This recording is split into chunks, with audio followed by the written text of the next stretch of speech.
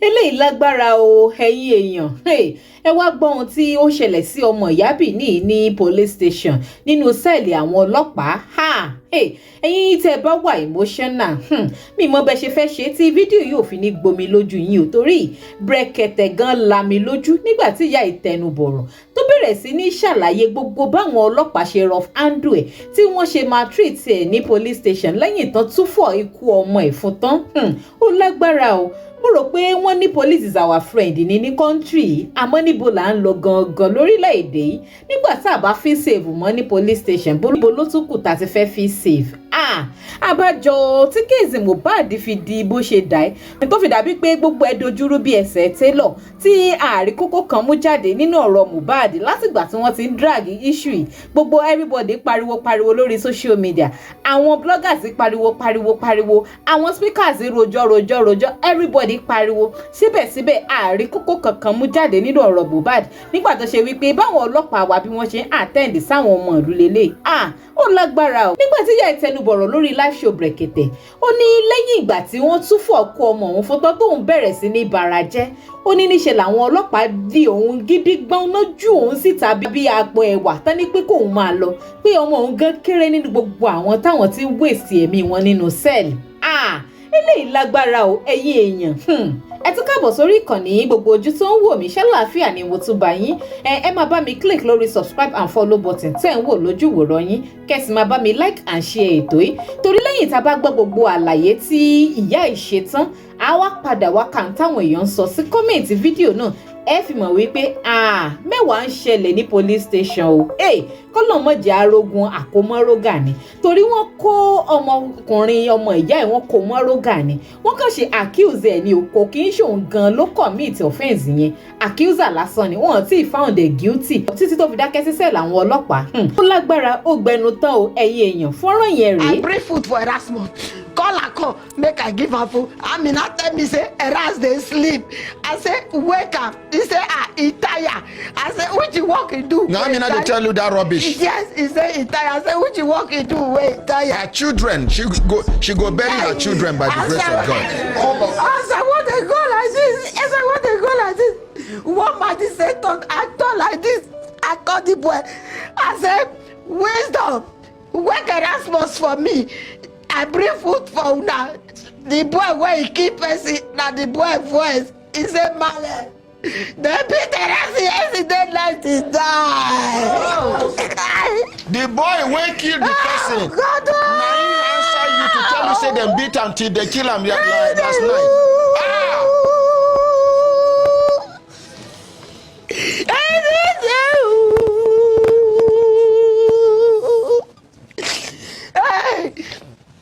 He said, the killer yesterday night, Erasmus died. That DPO come up for inside. He said, when they throw this bagger out. DPO come up for office as I shout, thank myself for ground. He said, when they throw this bagger out. Who be the bagger? That me be the bagger. What is this useless DPO name? I don't know his name. This he meant. Two hold my leg, they hold my hand like this, then they carry me. Now Alaji come and I say, which kind of nonsense is this? Now these people throw me for ground, boo. Ow! I don't suffer. I don't suffer. Wait, mama. They hold you for hand, hold you for leg, carry you like sack. Yes, go to the way outside. They throw me. That's why they throw me now. Alaji all of them for that police station will bury their children. No, Alaji got the verse. Alaji say, if to say not be this leg way no good, you these people for not live with that. Now so I did and they run for ground.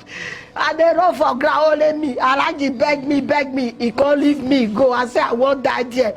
I did the Siotiri Wakako. As the Siotiri Wakako, he just Wakako like this. He stand. He say, "Mommy, what happened?" I said, Eras die. He said, no, he leave Erasmus yesterday go. He know that. I said, he don't talk so. This Siotiri. Now he come hold me. All my clothes will come out. Even my phone. As they knock me, that phone will break. Now the mark. They knock you for ground. Yes. Your phone break. Yes. Now the mark gather the phone for me. carry my cloth, time for me. He say make I sit down and he carry me, they hold me. He say go, no go. The man carry my slipper. Guy, I don't forget that day. It don't go better for these people because I don't get anybody. I don't get person. That's why the man come, he helped me. He helped me carry this thing. He tie up for my waist, my slippers like this. Go Okada, carry me, put for Okada. So I go with empty hand. Oh, that's why I go. As my children go, I cry, go. As when we reach there, they said they don't go allow us to enter the gate of the police station. Yes, they pursue us like God. See my husband, they pursue us like God. He said that my second son said, lie.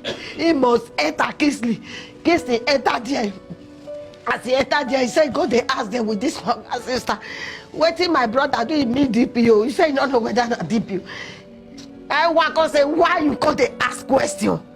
He said, I'm my elder brother, the killer. They said, he said, where the body was here? He said, IG say, we not go fit see him. The IG give, he permit us to see. Now I go see my picky body. The other police come, they, as in case they hold phone, they tap something. Now I can't drag phone for Kisley, big phone. That policeman can't break Kisley phone. Now Kisley say, if not be say, now God face it, they look, I for fight you. The man said, no. That the other one come ask and say, people when they die, OC surveillance tell Kisley say, people when they waste for year, as he pass there, one I go come they talk. That's what he tell now. He said, people when they waste. Yeah. Now they enter there. Now they enter there because they don't allow me enter gate again. So they don't allow me enter gate. This thing happen. I'm not even follow and go there. The time when he come in, I come meet her for Nyanya. So we can't go police station. They don't even allow us to enter inside the police station. Now we call the quarrel, they cry, say, why we go keep person? So we say we will not enter inside the police station. So we can't use force, enter inside. Now we can't meet I don't even know them. But that DCO one been the DPO. We go meet them. We say, to, we can't see our person when he die. My brother when he die. He say, brother when he die. So they don't carry and come out. I said, to, where we carry and go? Make we go see her now. I said, no, we no fit see her. That unless they give order from headquarters. Now we go see her. So we come stand there, they cry. My brother come tell the DPO. He say, now I beg, make we let us see our brother. They say, no, we no go fit see her. So unless they send, unless they give us order from their headquarters before we go here, now they come force us. They force us go outside. They don't let us see our brother. They don't carry us. Make we go to the police station. That is why we come up for there. So they come to say, people want that they waste. This my brother when he died, he passed there. People want that they waste for there. That's how they drag us. Come on, they don't let us go there. Go see her. They push us. Come up for there. So as we stay for gate, stay, we come up for there. We call the go house. That's how the thing happen. The OC surveillance look una. Say people waiting they waste for that station. Yes, it not reach this my brother. Whether Erasmus better pass them. So it means say it don't take where they keep people for that police station. Hey. Ìkúnlẹ̀ abiyamọ o. Ẹ̀yin èèyàn mo rò pé ẹ fetíléko ẹ gbọ́ gbogbo àlàyé tí ìyá àgbàlagbà yìí ṣe. Bó ṣe treat ẹ̀ bó ṣe pa ọmọ ẹ̀ tó tún treat ẹ̀ anyhow. Ṣé country la wà yàbá ní Mark Kingdom? Ṣé yàn láti ń pera wa ní country? Ó lágbára o. Ṣé tó bá jọmọ ẹni tó lórúkọ ní society ṣé máa treat woman yìí bó ṣe treat ẹ̀? Àmọ́ torí pé kò mọ anybody kò lówó lọ́wọ́ kò léèyàn kò mọ èèyàn kankan. Ẹ wo bí wọ́n ṣe handle case woman yìí. Lẹ́yìn tí ọmọ ẹ̀ kú sí sẹ́ẹ̀lì tán tó ṣe wípé ó yẹ kí ẹ máa explain nǹkan tó ṣe ọmọ yẹn tó fi kú sẹ́wọ̀n ẹ ṣe yẹn kódà kó jẹ́ criminal so far tí wọ́n ti convict ẹ̀ kò tí ì di criminal so far tí wọ́n ti gbé lọ sí court kó convict ẹ̀ kó sọ wípé yes ó guilty of ẹ̀ṣẹ̀ tí wọ́n mú fún kò tí ì di criminal ó dẹ̀ wá kú sí sẹ́ẹ̀lì yín country yìí honestly speaking mi mọ nǹkan tí mo lè pe Nigeria as a country mi rò pé mo lè ṣe pé Nigeria ní country mọ́ àti the animal kingdom pẹ̀lú àwọn ìwà burúkú tá à ń bá lọ́wọ́ àwọn Nigerian police wa this is so unfair tó bá ṣe ẹni tó mọ èèyàn tó lórúkọ ni ṣé wọ́n máa treat woman yìí bọ́n ṣe treat ẹ̀ ẹ jẹ́ ká lọ sọ́ndà comment section ká wá lọ ka 1 or 2 comments táwọn èèyàn drop sọ́ndà fídíò ẹ mọ̀ wípé ojú àwọn èèyàn ó ń rí mẹ́wàá ní police station kọ́lọ̀ mọ̀járe tí ó gbé wa débẹ̀ ni ABG Cool only this is how they kill my elder brother 6 years ago they didn't give us the dead body till today hey, we could not be able to see our brother, to see my elder brother dead body, to bury this young man. The same thing they did to this woman. That is how they did to my elder brother 6 years ago. Hey, they wasted his life. God must surely judge our Nigerian police. For goodness sake, Nigerian police kò dá báyìí. Tẹ́ bá ṣe wà ní power ṣó yẹ kàn máa misuse ẹ̀ ni. Ṣé ṣùgbọ́n nǹkan tí another commenter sọ báyìí pé for good 6 years báyìí àwọn ò tí ì rí òkú ẹ̀gbọ́n àwọn sójú police station ló dẹ̀ kú sí. Kódà kó tiẹ̀ jókòó ìjọba ẹ kàn tiẹ̀ jẹ́ kán fojú ara wọn rí báyìí pé ẹbí wọn tó kú lélẹ̀. It is well with our Nigerian police force, it is well. Chigozie only water fooled my eyes. This is too much for a mother. Nigeria police abi now. And woman yìí ṣe mí o.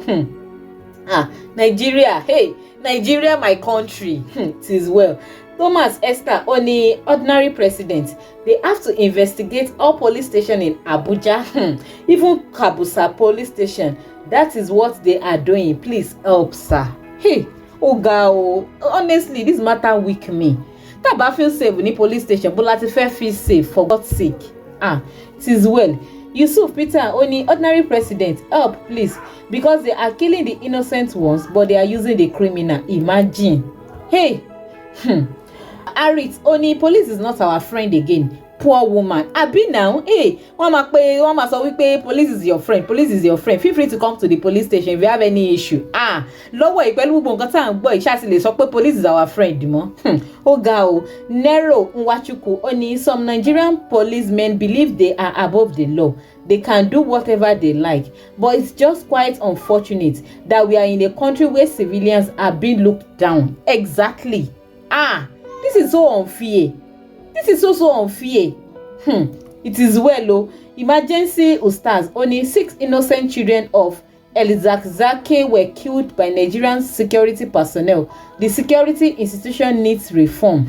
Ogao. Commenter Jibrin Zaka only. That's how they accused my brother of buying a stolen phone, which he bought from his neighbor for 3 years now. Just last 3 months, SARS picked him up. When the owner came and saw the phone, he said it's not his phone. After 1 month, they came back and picked him again, collect the phone and give it to the person who claimed his phone was stolen. Meanwhile, the accuser claimed his phone was stolen in January. They collect his SIM card that he should pay 50k for tracking of the phone. Imagine. Imagine. Hey, another commenter, Ajibola, only this is so sad. That's Nigerian police for you. So to get to the extent pé a ti ń rí gbogbo àwọn barbaric attitude wọn yìí as normal thing. It is well with our country. Wisdom Victor, only police can never be your friend.